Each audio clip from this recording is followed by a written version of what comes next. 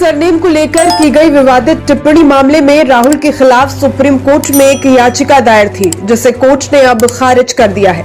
न सिर्फ याचिका खारिज की, बल्कि याचिकाकर्ता पर 1 लाख रुपए का जुर्माना भी लगा दिया।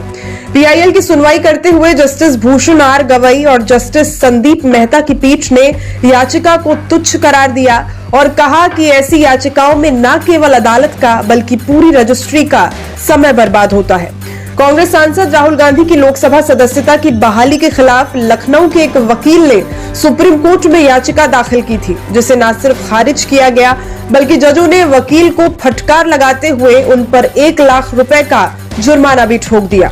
लखनऊ के वकील ने अपनी जनहित याचिका में पिछले साल अगस्त में कांग्रेस नेता राहुल गांधी की लोकसभा सदस्यता बहाल करने वाली 7 अगस्त की अधिसूचना को रद्द करने की मांग की थी।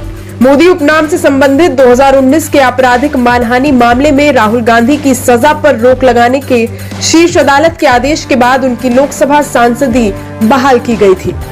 खंडपीठ ने आगे कहा, हर याचिका को अदालत की रजिस्ट्री में कई सत्यापन अभ्यासों से गुजरना पड़ता है। उन्होंने कहा कि ऐसी याचिका पर ठोस जुर्माना लगाया जाना चाहिए ताकि वादियों को जनहित याचिका यानी पीआईएल का दुरुपयोग करने से रोका जा सके।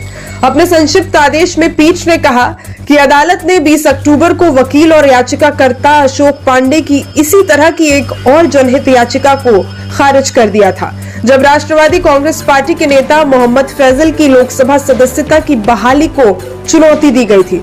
उस वक्त भी पांडे पर 1 लाख रुपए का जुर्माना लगाया गया था। नई याचिका में पांडे ने तर्क दिया था, दोष सिद्धि और सजा के आधार पर राहुल गांधी की अयोग्यता तब तक लागू रहनी चाहिए जब तक कि इसे अपील में रद्द नहीं कर दिया जाता।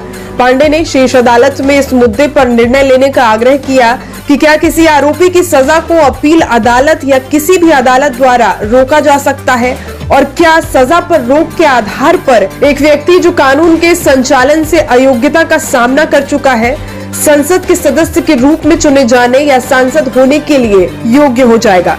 पांडे ने अपनी याचिका में राहुल गांधी की सीट रिक्त होने की अधिसूचना जारी करने और वहां नए सिरे से चुनाव कराने का चुनाव आयोग को निर्देश देने की भी मांग की थी।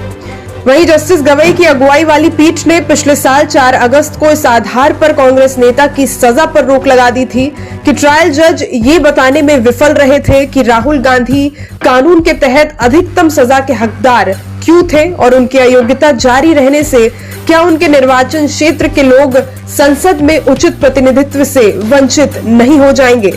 बताते चले, राहुल गांधी 2019 के लोकसभा चुनावों में केरल के वायनाड सीट से सांसद चुने गए थे।